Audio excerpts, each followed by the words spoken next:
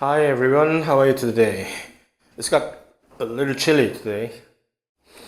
So now we are getting into the real Korean winter, I guess. So the day before yesterday, last lecture, we ended uh,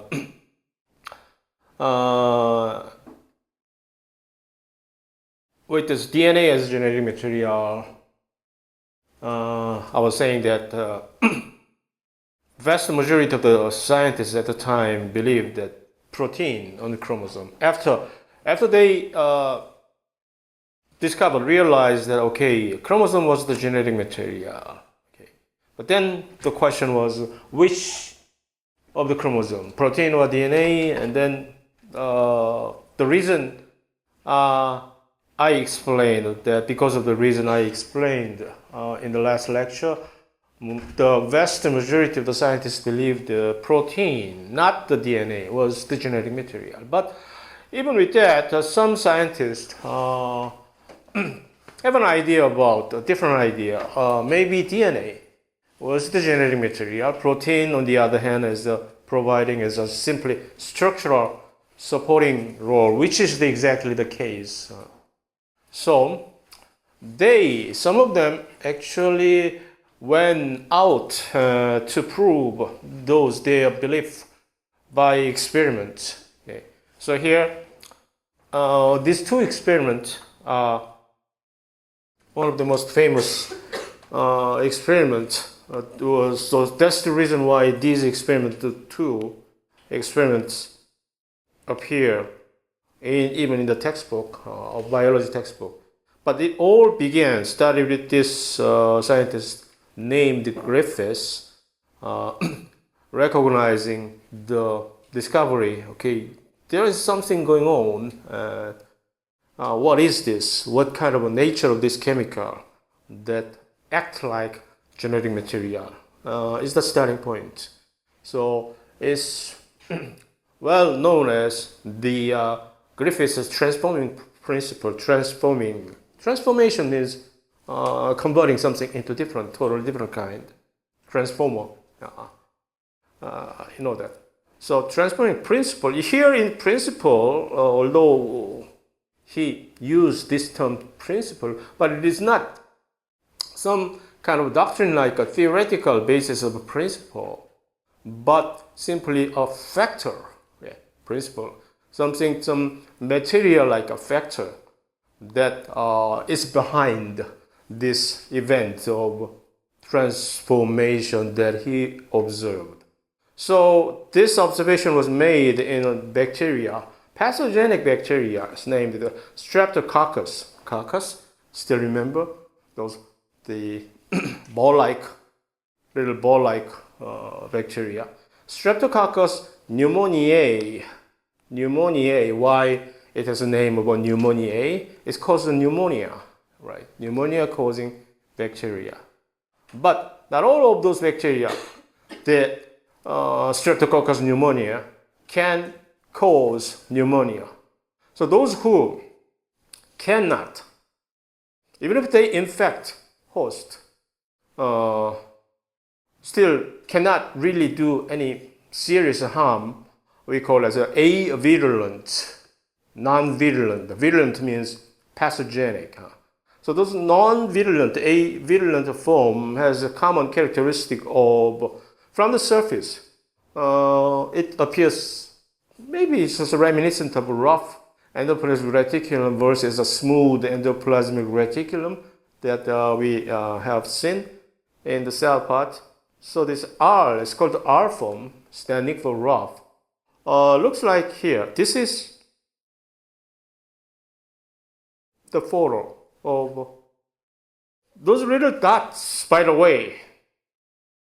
Each little dot, slimy dots called colony. These are all the clones of derived from single bacterium initially as a result of a cell division. And then they establish their independent territory. So around this single colony, if you pick anything, so this consists of tens of thousands of bacteria, actually.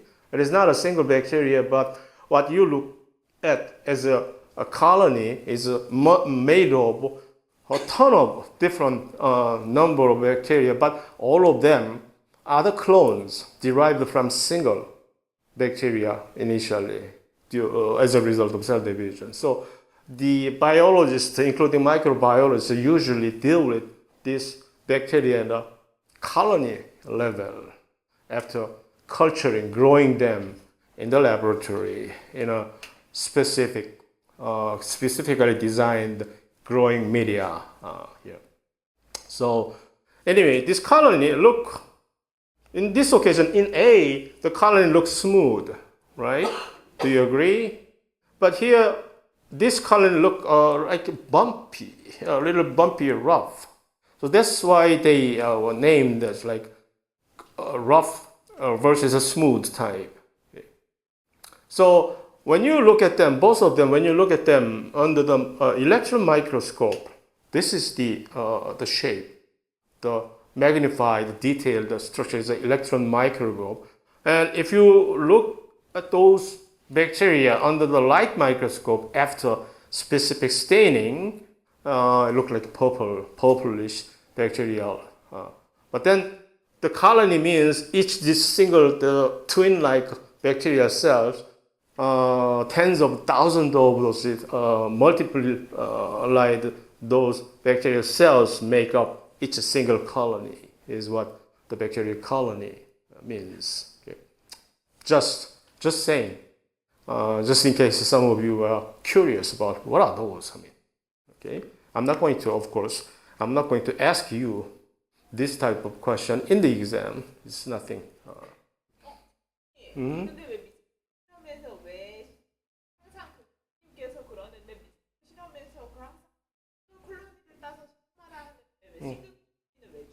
Because this, at least it can ensure that the single colony is genetically identical because they are cloned.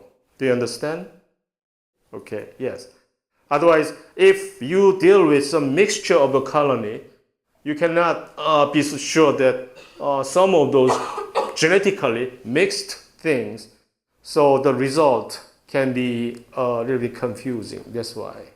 Yes. So good instruction, right.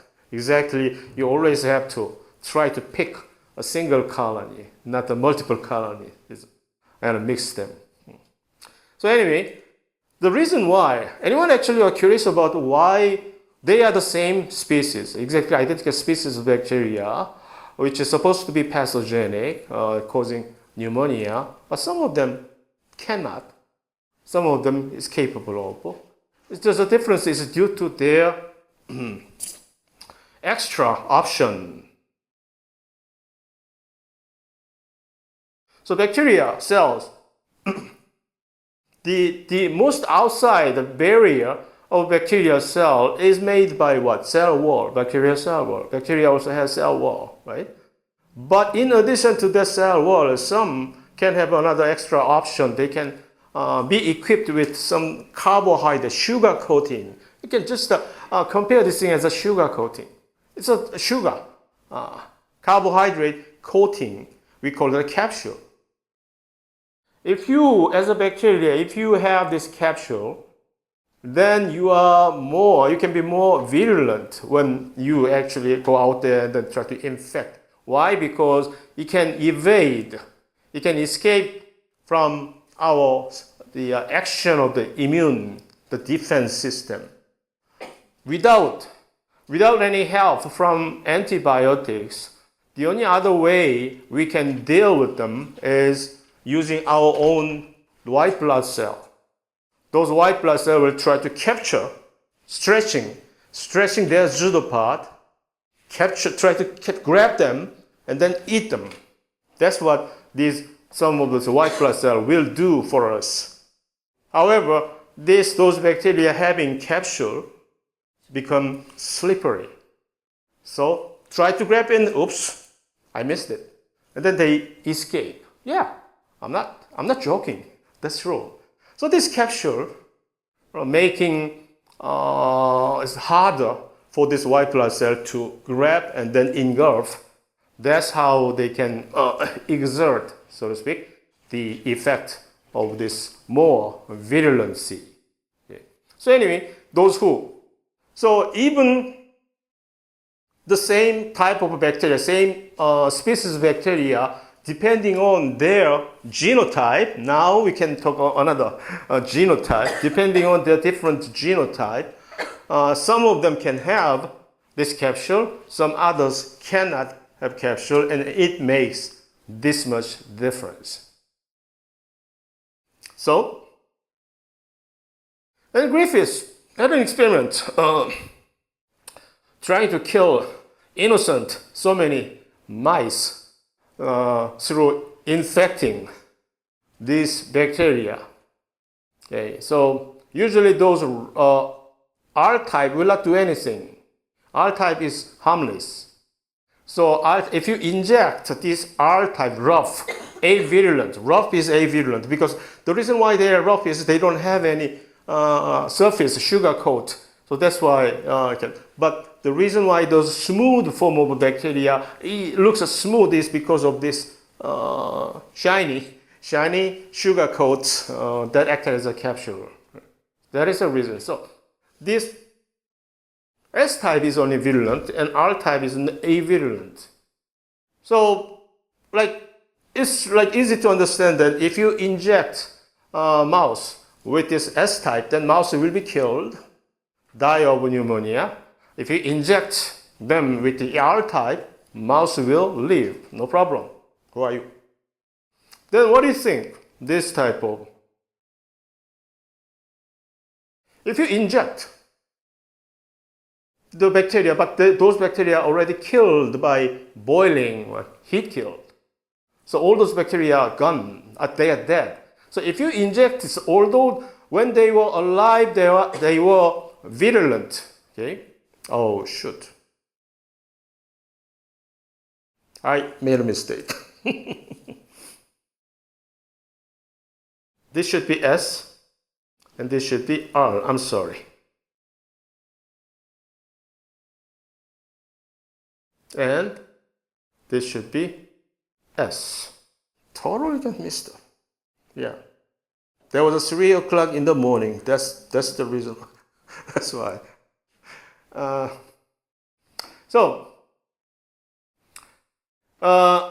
If you heat kill this S-type, although when they were alive they're virulent, but once they are all killed, alone, heat killed, injecting this heat killed S-type, then mouse will live. Then one very strange thing he observed is just a mixture of this thing. Either one of them, think about it, either one of them alone will not be able to exert any effect.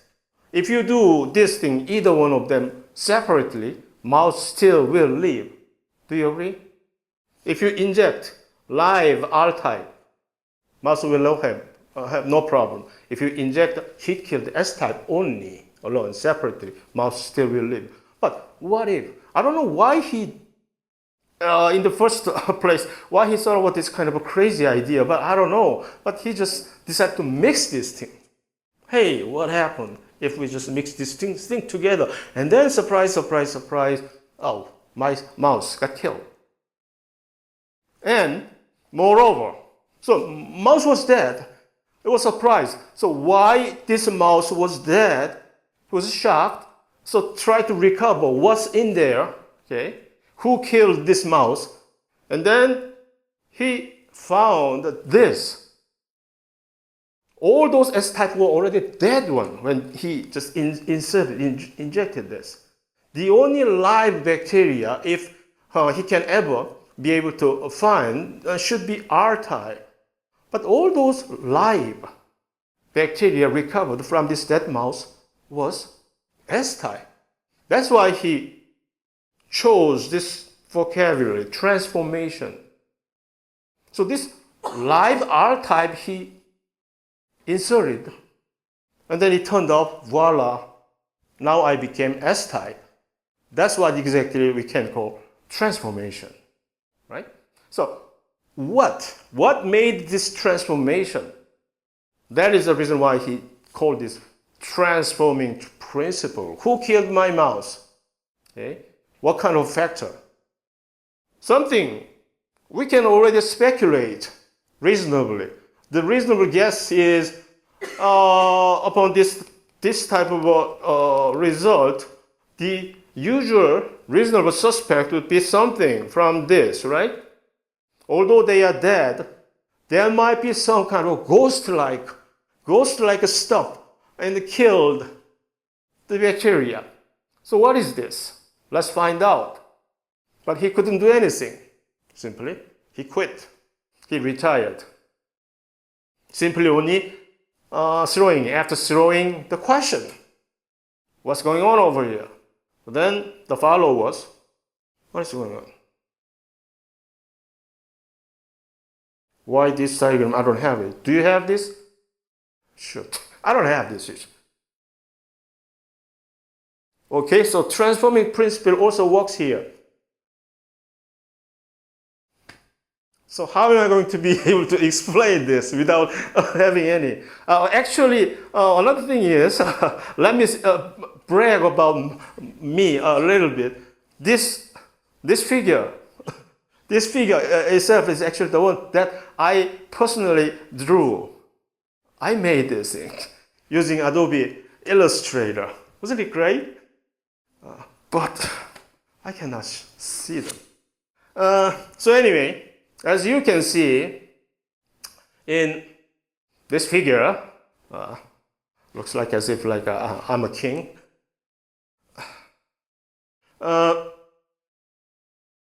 So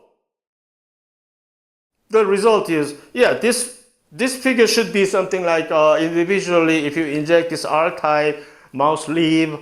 If you inject S-type, mouse will die. But if you inject heat-killed S-type, mouse dead. But mixture, then suddenly mouse dead. And what you get out of this dead mouse is S form rather than R form. Okay, so what this transforming principle means is that something from dead R-type transform. Oh, also. Totally. Sorry.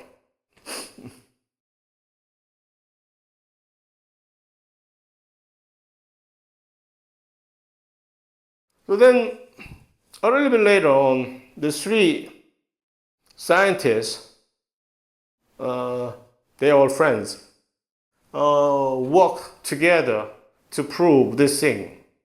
So that, okay, we know that the Griffiths already gave us a question. So let's find out what exactly that the principle, the transforming principle was.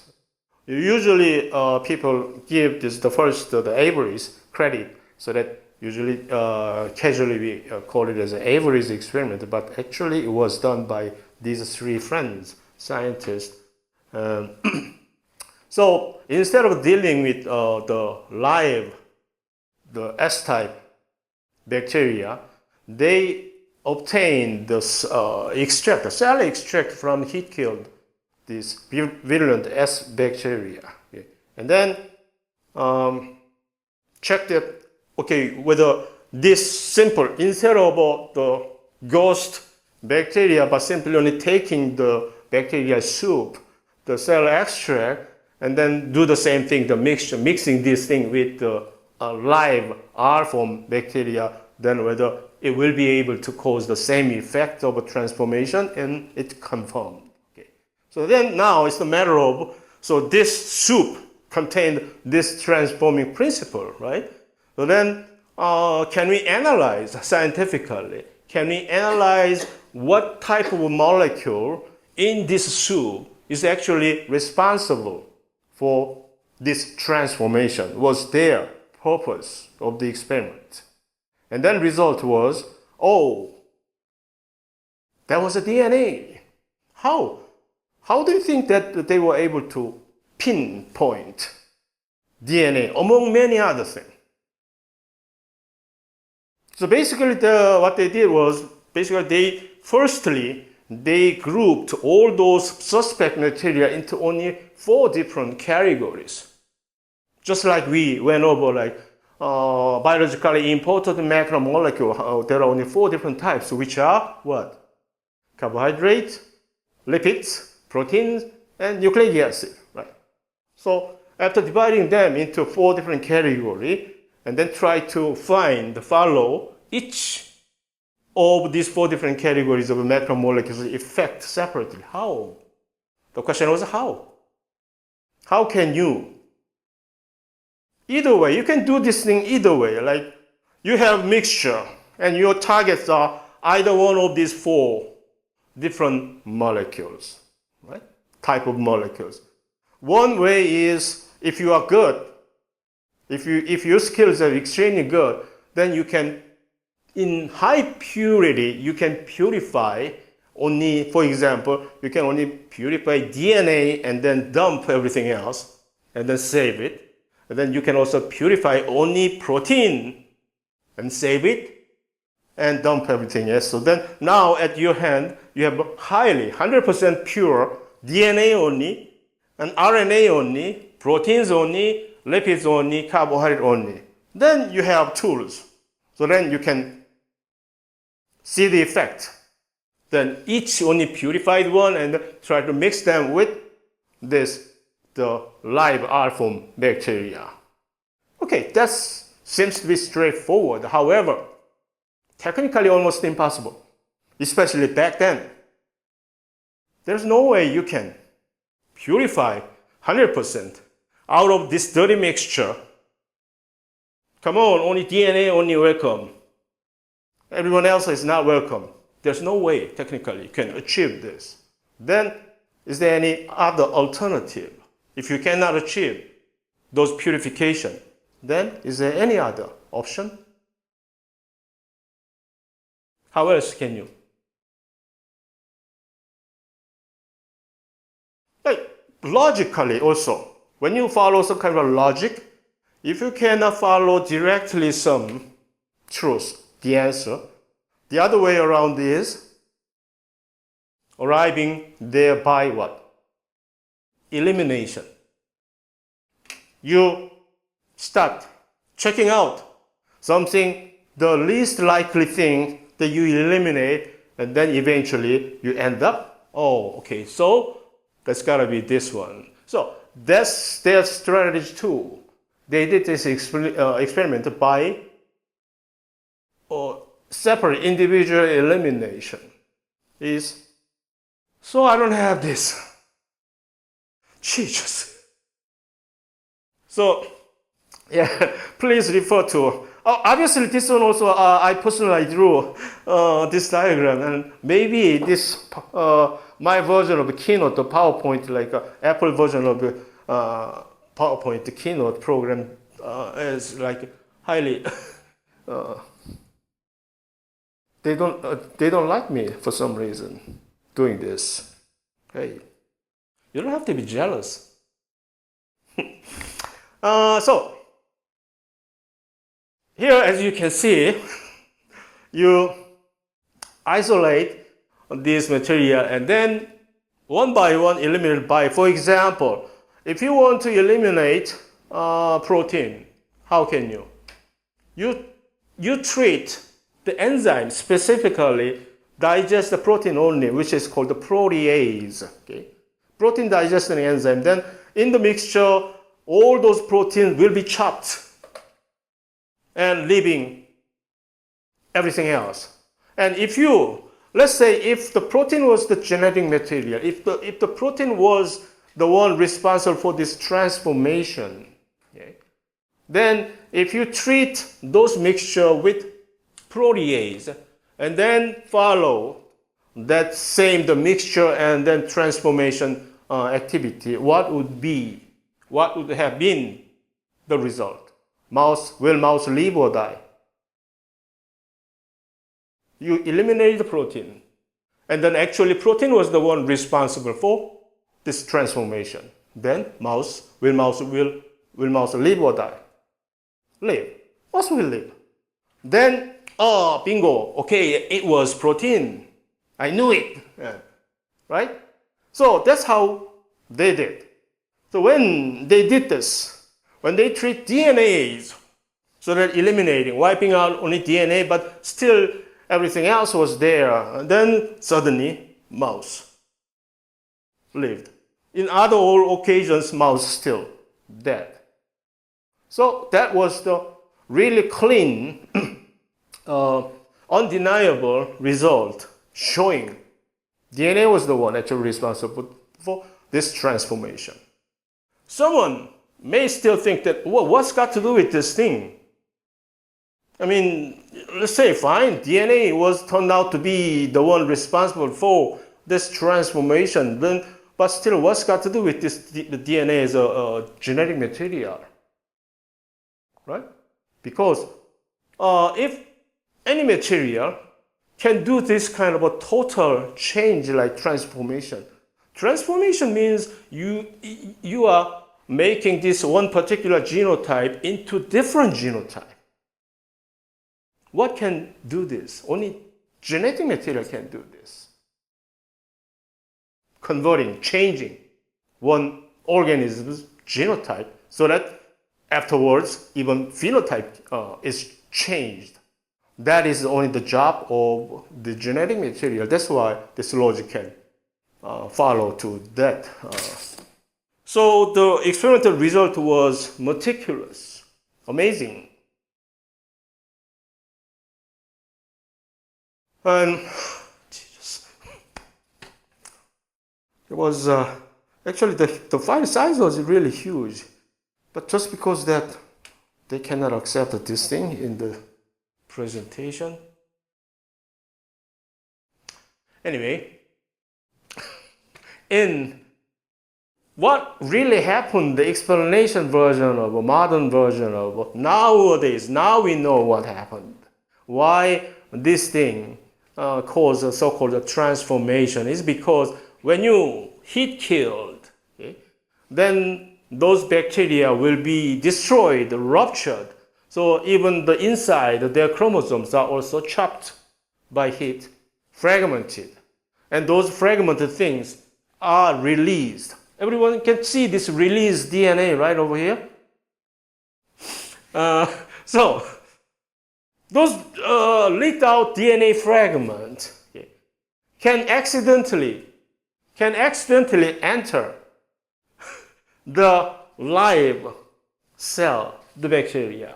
That's how you do this in these days, modern days, of genetic recombinant DNA technology transformation. When you try to insert the plasmid plus your foreign gene, and simply what you do is mix up those DNA with the bacterial host, and then they will simply naturally be absorbed by, and then will be part or will become part of this host DNA. That's exactly the same principle as we do in our everyday practice in the laboratory. So then when they enter, so those fragments containing this capsule gene, the difference is this avirulent bacteria, the genotype is slightly different in that gene, the capsule gene. That's the reason why they cannot make the protective capsule. But now the actual, those area exactly corresponding same area, the DNA, was there available because thanks to those dead and then destroyed, ruptured, smooth bacteria. So this the same DNA fragment can, just like what we do during the meiosis, we do have this recombination between two homologous chromosomes, exchange things. Those same fragments can be exchanged. So that swapped. So those outside, the virulent, the part of this capsule gene can enter and then replacing their gene. That's what exactly happened. Then, because of that, now this bacteria, although originally this bacteria was avirulent because of the lack of the capsule gene, now it obtained the capsule gene. So now they can declare, hey, I became a new man.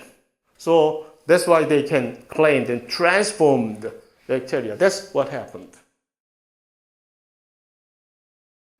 So It was really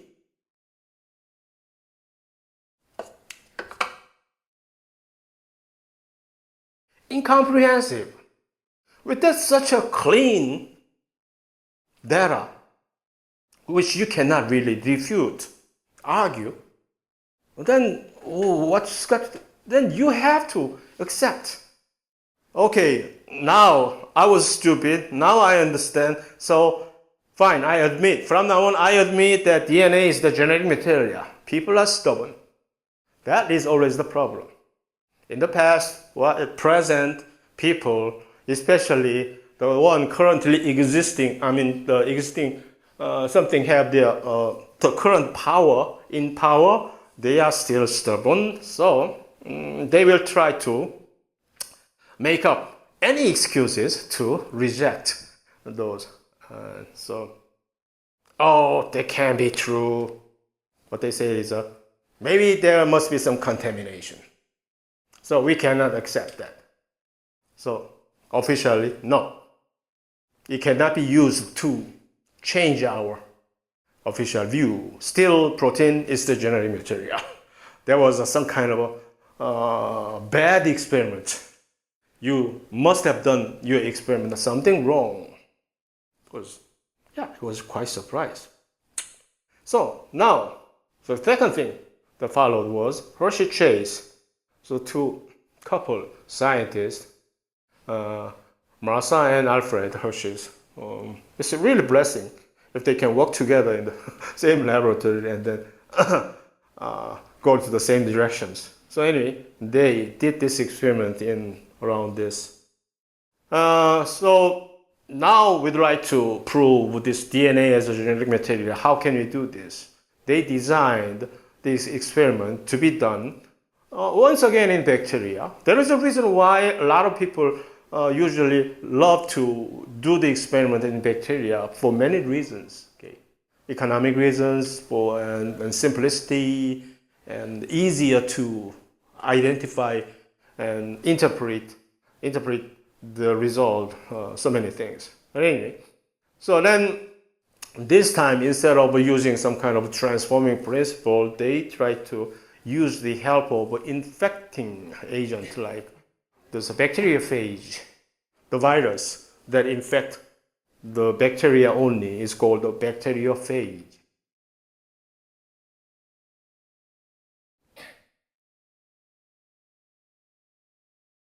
So these bacteriophage are viruses that infect bacteria, right? And I'm going to play actually the other figures. Those beautiful figures also will not show over here. Shoot. What am I going to do? So the beauty of this using bacteriophage as the material of experiment is it is extremely simple in structure. So it was made of only two things, protein and DNA. Outside the protein covering, we call it protein coat, and inside they do have DNA. At the time, of course, they didn't know whether inside of DNA was the one actually genetic material or outside this protein. The outside protein coat looks really impressive, very sophisticated. So maybe actually someone go out there and claim that, hey, this outside protein coat is the one actually causing all these magics. So it must be the genetic material. People would have believed.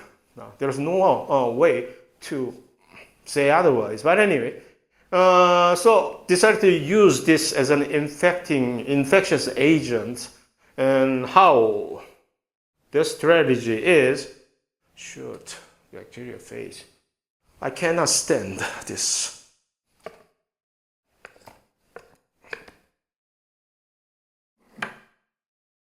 Audio, allow 1 month, whatever.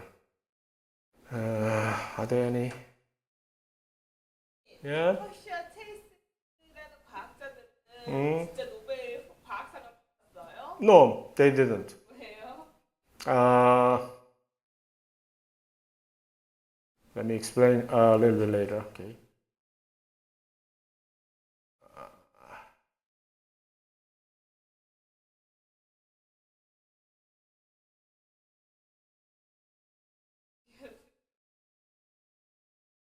And it's damn slow Wi-Fi again.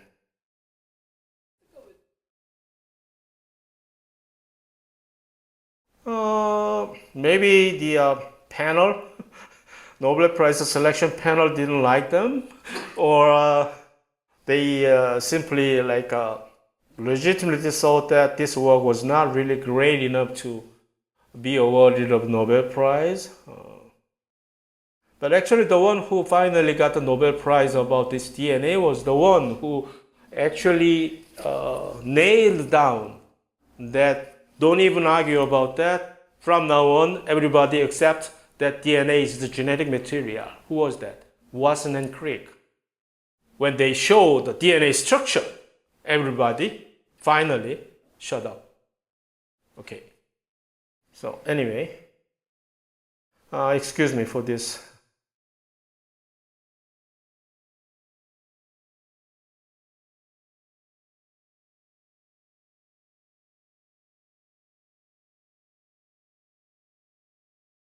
The problem is my file size is too huge, maybe that is the problem. It's 125 megabytes.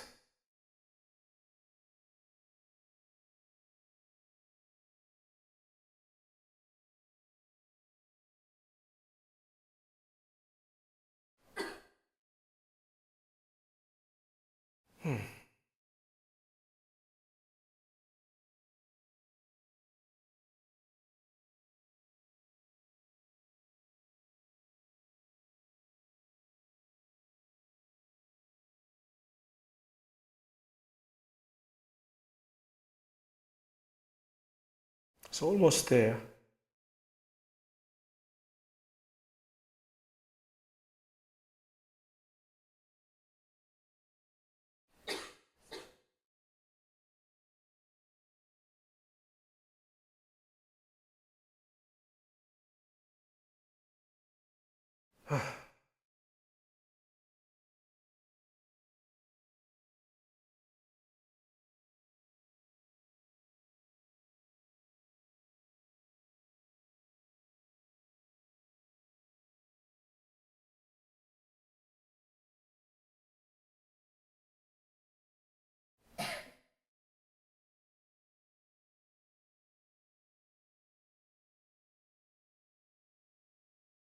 Okay, at least a little bit better. So, this is actually the structural cartoon of bacteriophage. And actually the right side is an actual electron microscope photograph. On the surface of the bacterial cell wall, 3 bacteriophages are attached and then try to infect. Something is going on inside, right? Inside. These are, of course, DNA. Inside of DNA, and like that, those kids are peeing on the hill. Looks like. So anyway, this after they enter this inside of bacteria, what they do is do this thing inside and replicate. A lot of details are missing here deliberately.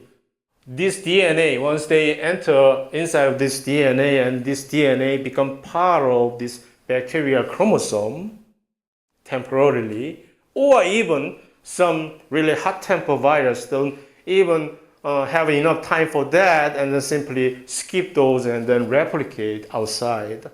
The point is, whatever the case is, all the same result will be replication of all these new viruses, complete viruses containing new DNA replicated. And then when they are full and they rupture the host cell, we call this as a cell lysis, and then now they begin the new journey for another victim of infection. That's what usually do for virus. That's their lives. So here the question is, here the Martha and Alfred was to try to question this. What is this? Okay. What's entered? Even back then they didn't even know they can't have any electron microscope, anything. So which outside or inside of DNA, although they knew that inside they do have DNA and outside they do have a protein, but still they cannot definitely show which one is entering.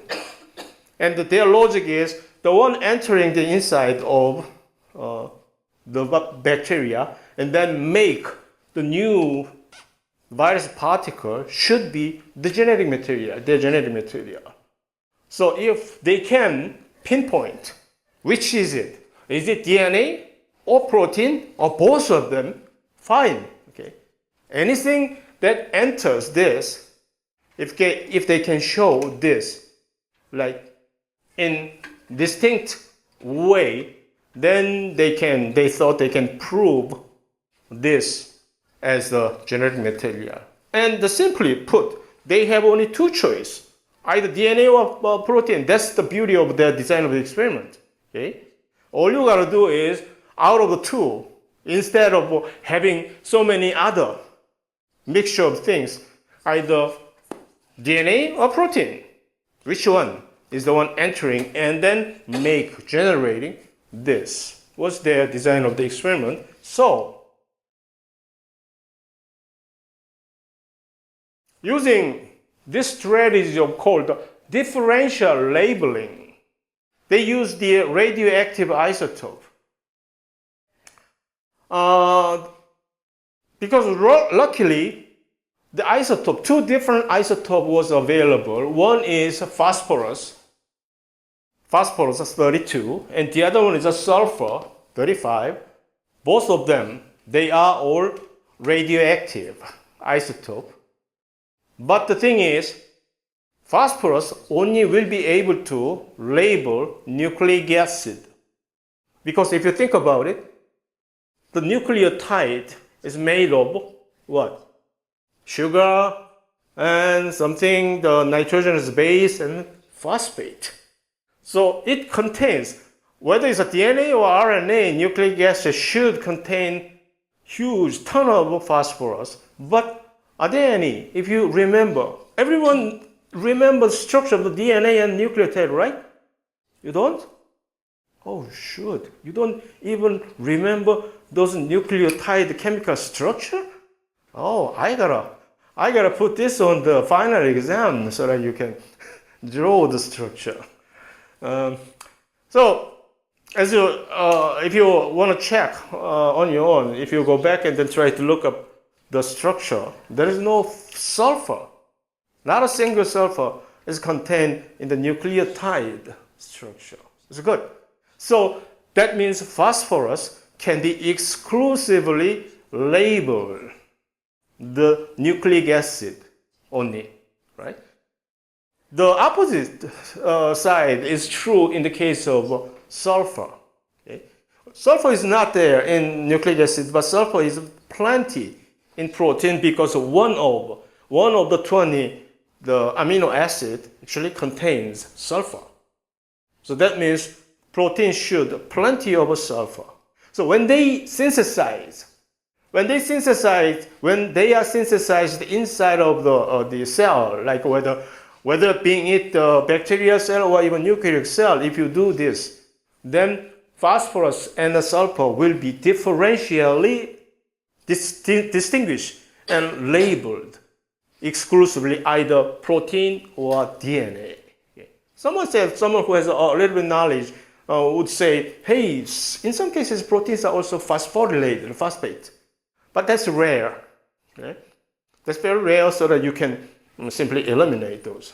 So anyway, using these two different kinds of radioactive isotope in two different locations. So in number one, if you do this experiment, the same experiment goes through in the presence of this radioactive phosphorus in the culture medium, then end result is all those viruses that you have recovered will be labeled as a phosphorus inside of the DNA. So this version, this number one version, you obtained. The DNA is labeled hot radioactivity.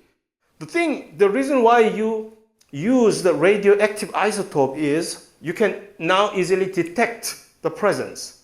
If you used non-radioactive different chemicals, there is no way you can distinguish whether it's a phosphorus or something. But radioactivity is so easy. Just simply, all you gotta do is simply put the machine, Geiger counter, and then it will sound like crazy. That means there is a high energy radioactivity. So simple experiment to do so. And the number two route, if you did the same thing, but the only difference is this media contained the radioactive sulfur instead of phosphorus, then what you obtained is not the DNA, but outside of protein coat is the one heavily labeled with radioactivity. So now you have two different versions of bacteriophage. If only one of these two enter the bacteria and do this thing, then you can easily distinguish. And that's what they did. So in actual experiment, so when these viruses were attached on the surface of the bacteria, try to infect, obviously they will inject, after the attachment, they will inject their nucleic acid, DNA, inside, and then those remaining, the coat will be can be shed off by shaking. So now you have separated those viruses that didn't enter, but the virus particle, and those virus parts that entered, and those who entered, if inside and bacteria were like heavily labeled, that means DNA was the genetic material. And the experiment result indicated accordingly. So that when they used this S35 labeled viruses, all the radioactivity was detected outside of, not a single radioactivity was detected inside of this bacteria. That means the protein was left outside.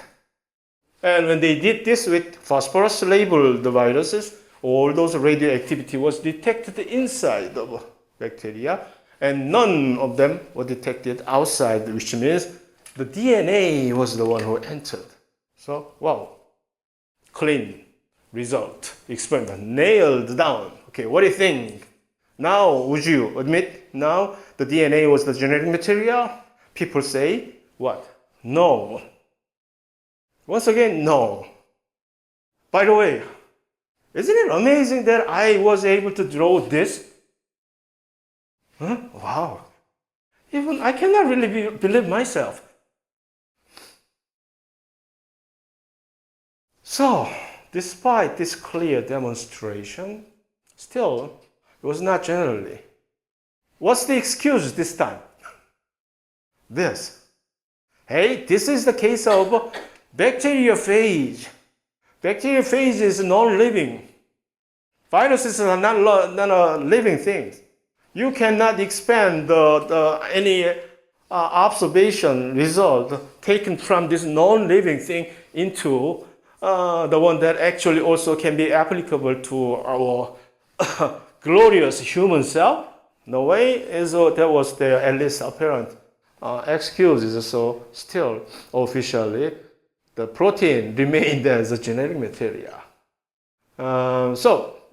Today's lecture part will end over here, and awaiting for, now here comes the Watson and Crick's part.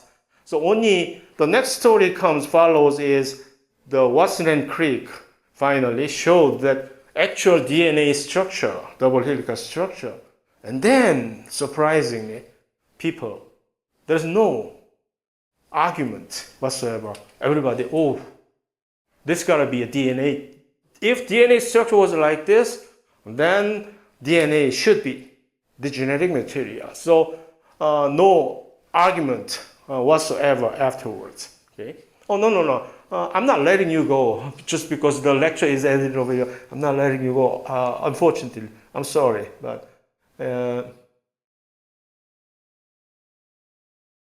so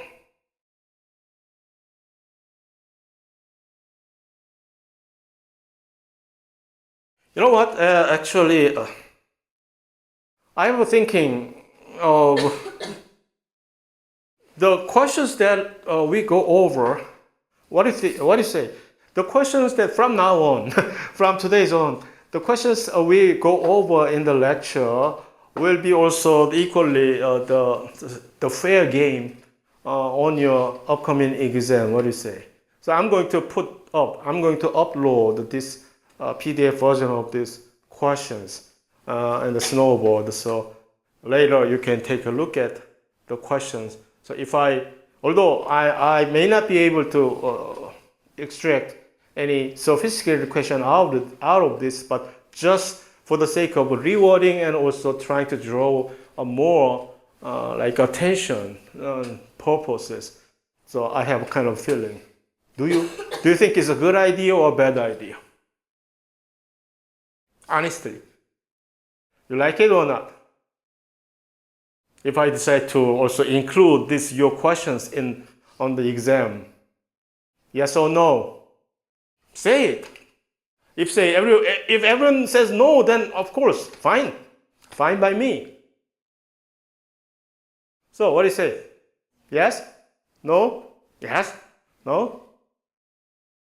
If you have really strong reason to say no, please let me know afterward. Okay, through texting or email. Okay. Otherwise, then I might actually. So here, in the case of epistasis, this is something a little too much. Okay. So I'm not going to ask this. Though on epistasis, I never covered these things in the lecture. This is something coming out of the general biology genetics book. So obviously someone who already knew from high school biology or those questioning this. In the case of epistasis,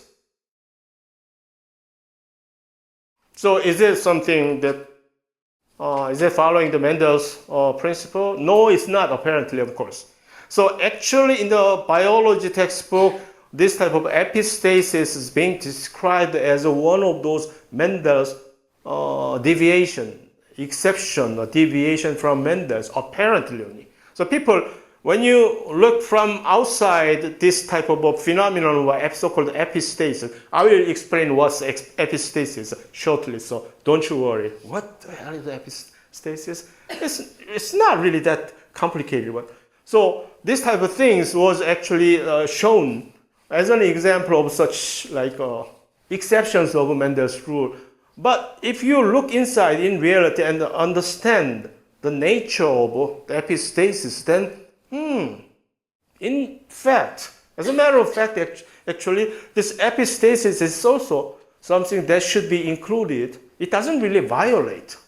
It does not really violate the Mendel's principle, but simply apparently from outside of observers, it appears to be so. Epistasis means something, interaction.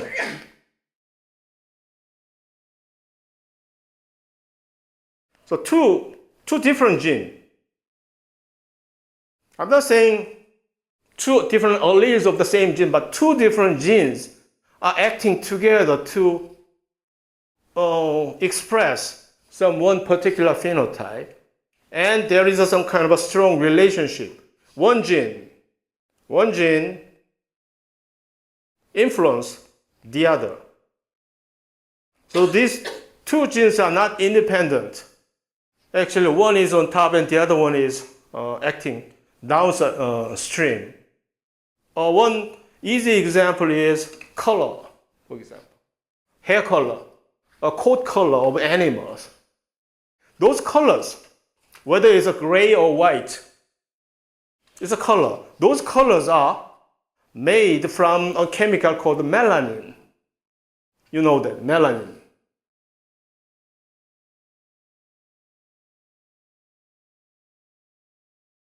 It's a coloring agent, make this black hair. Okay? So if you express high level of melanin, then you will become darker skin as well as darker hair, etc. If you express a little less amount, then your pale skin color, your hair will, in some cases, become gray, stuff like that. So whether regardless of what kind of a color over there, whether it's a gray or, if you don't have this particular color gene, then as a recessive, because you cannot make this particular color, let's say it's a brown, okay, brown color. There is a color responsible for gene responsible for brown color, but if you, as a recessive gene, something got wrong, so you cannot even make this brown color, then you become recessive, so you become called albino. Albino means white. So it's always a phenotypically something like a brown versus albino. You can easily imagine this scenario. But further down, whether this is a brown or albino, still it's just a matter of under the control of initially the melanin gene. If you don't have any this melanin gene, whether regardless of whether you have a brown gene or albino gene, everything will become albino. Because in the first place, you don't even have any opportunity to start with this coloring because you don't have any melanin. That's the case of epistasis. So here on the surface, you have this brown versus albino. It should follow a certain kind of genetic ratio in your offspring. But then you discover that sometimes it doesn't follow the the principle of 32 or 9:3:1 ratio. It's just because this. In that occasion, is because the melanin gene is totally absent, the recessive melanin gene. Then this gene have no problem, the brown gene have no problem, but still it cannot express its actually original, what's supposed to be brown, cannot exert itself. That's type of, so this expression is totally dependent upon what? The presence of this melanin gene. These two interactions of gene should behave like a standard Mendelian ratio, but due to this type of relationship, this standard Mendelian ratio sometimes looks different in the case of when the melanin gene is absent, it's all become null is the occasion. I hope at least some of these things you can understand about epistasis. The bottom line is, if you think it's too much about this different detailed explanation, at least one thing, the bottom line is epistasis. What's epistasis? It's something that the two genes, okay, in the case of two genes, and one gene have some influence on the expression of the other genes. One gene, there are two different genes, but one gene has some kind of influence on the expression of the others. Then we call that as epistasis. So those, if we are going to include this question as one of the fair game for your exam, then I will have to translate any question that you gave me in Korean. I will have to translate into English like this. So that's what I did. So are there any white-eyed mutant female Drosophila? Of course they are. But the thing is, imagine there's an X chromosome, two X chromosome, and one X chromosome and one Y chromosome in the case of a male. If this mutant gene is present on the X chromosome, to be able to see white-eyed female, you have to have both of the genes got knocked out. So it's rare.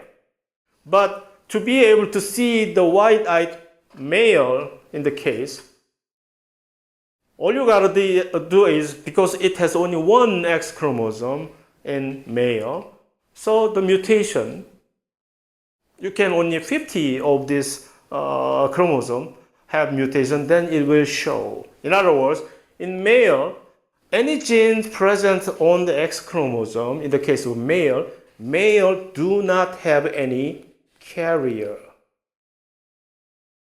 Unfortunately, it cannot hide heterozygosity. It can't.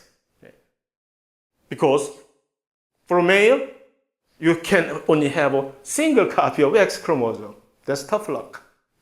So because of that, actually, a lot of those unfair disadvantage actually have experienced for those historically, the royal family of Europe. A lot of those princes died of a very young age with very minor accidents.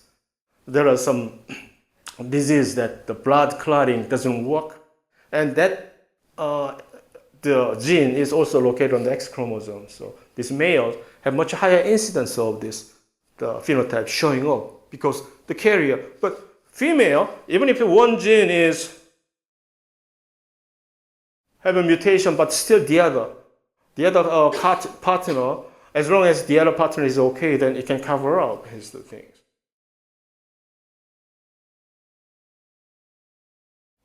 Okay, in diploid, you have clear dominance over recessiveness. You can think about it. And what about the tetraploid or anything like that? What do you think? Let's say you have 1, 2, 3, 4 chromosome, tetraploid. And on the same exact particular locus, you have gene A, B, C, and D. Okay. Now, any of these genes, then you have to sort them out. Which one is going to be dominant over which one, actually? So, anything, same principle that I explained earlier in the previous lecture still applies to here. Any gene, any mutation resulting in the simple just a loss of function will automatically behave as recessive because it cannot show any function. It's just like almost a zero as a functionality of a gene. If your mutation caused your gene acting as the loss of function mutation, then what can you show? You cannot show anything. Loss of function mutation, for example, due to the mutation, if you cannot make any protein at all, for example, the gene's function is only can be accomplished only after making protein. But certain kind of mutation occurred, so even you cannot make any protein. No protein will be expressed. Then it's just zero. You don't have anything. So then automatically the phenotype, the trait, will be recessive, this one. So anything still can make protein, that function will dictate this.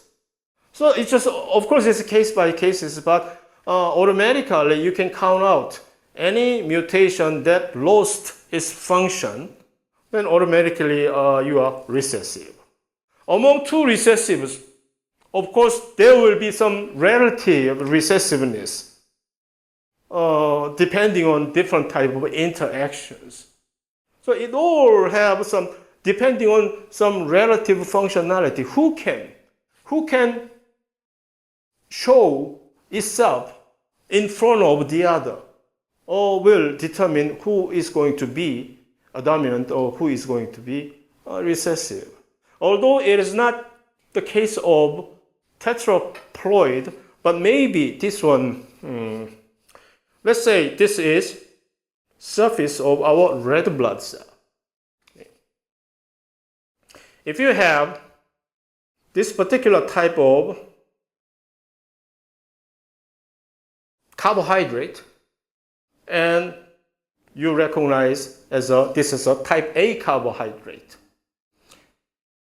If you have particular type of carbohydrate, then you can recognize this as a type B carbohydrate.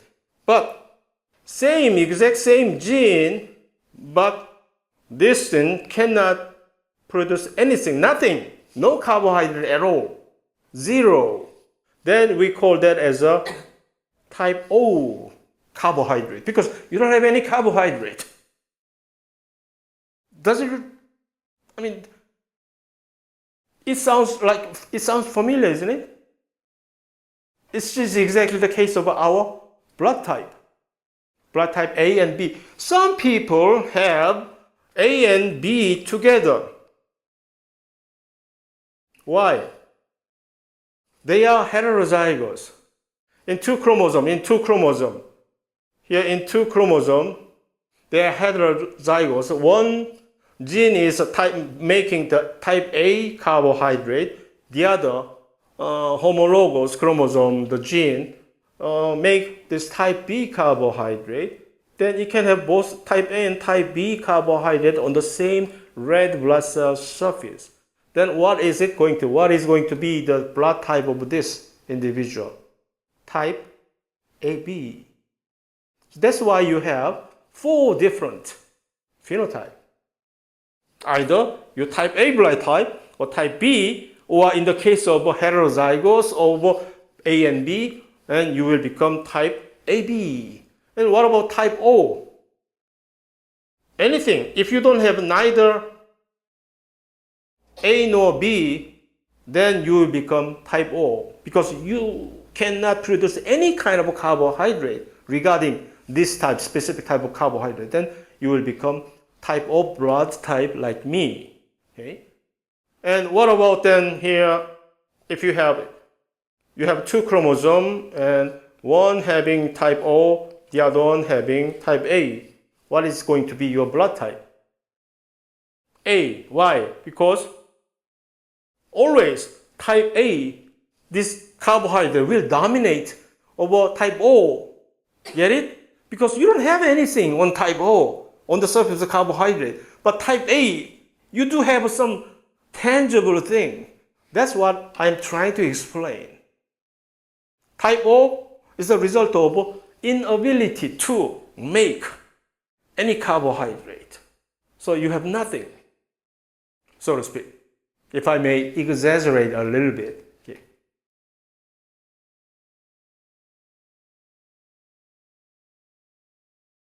Same thing. A lot of students have a very similar question regarding this. That's why I brought up this today. And so in the case of a triploid, you have 3 chromosomes. And one is dominant, reddish dominant. And the other one is recessive. Once again, the definition of being recessive is this.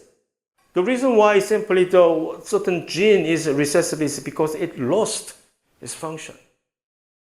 And the only reason why this one is dominant is it can still show its function. And then it can make some differences. So these two it doesn't matter about the number wise. Hey, even though I am recessive, but still I have 2 copies. So you, as a dominant, you have only single copy. So we can maybe still somehow fight so that we can win over. No way. Still, you don't have nothing. Last question. Simply knowing that genes are on X chromosome, how can you say, how can you expand this knowledge onto other, so to speak, regular? Those regular chromosome, by the way, is called the autosome. Okay? So sex chromosome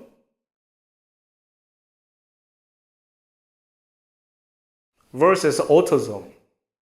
Here in human, the sex chromosome is the X or Y chromosome, and other chromosome number 1 to 22 are technically the autosomes.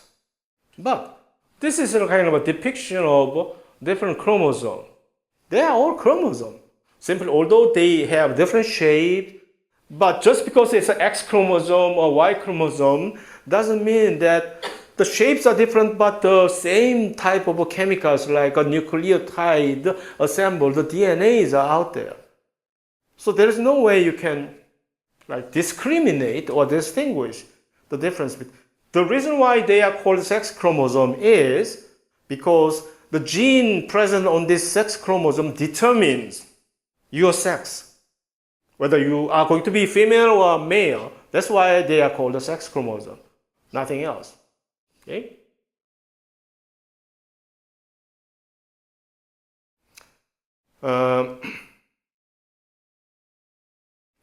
In some cases, actually, global scale, larger scale change in chromosome. For example, let's say this was a area chromosome. If we have a segment A, B, C, for example, and then sometimes it can flip.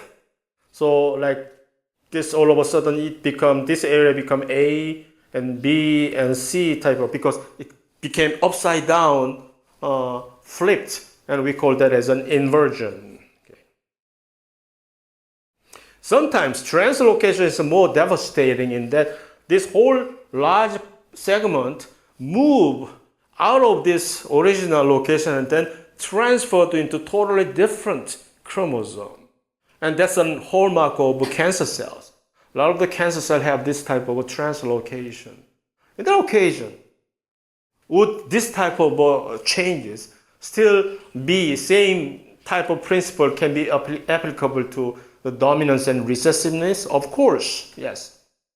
The dominance and recessiveness means it's only applied to the little detailed genes living inside of this whole area. Okay. And if you are asking what would be the outcome of this whole scale, would this become dominant or recessiveness? It's just in some occasions, a lot of times this huge large scale of the big change will act as dominant because the outcome is too great to be covered by another, so to speak, regular copy of a chromosome. But in some cases, it can also be tolerated. So it depends on specific circumstances. So we are talking about two different things.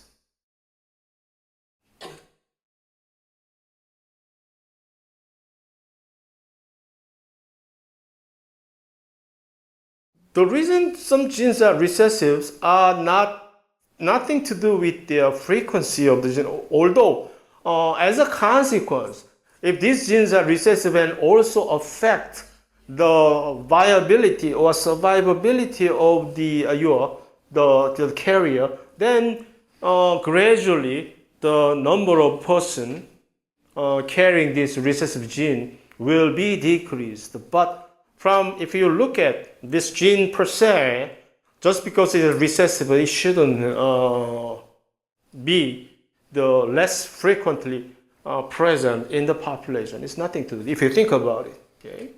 So loss of a function is something a little different from the viability. Sometimes, even if you lose some specific gene's function, still you have no big problem in your overall viability. In that case, you can still carry this recessive gene, and so it will not affect your reproductive success of this thing. So maybe I should stop here. So although I couldn't go over other things, but I will stop over here and see you next week. Have a nice weekend.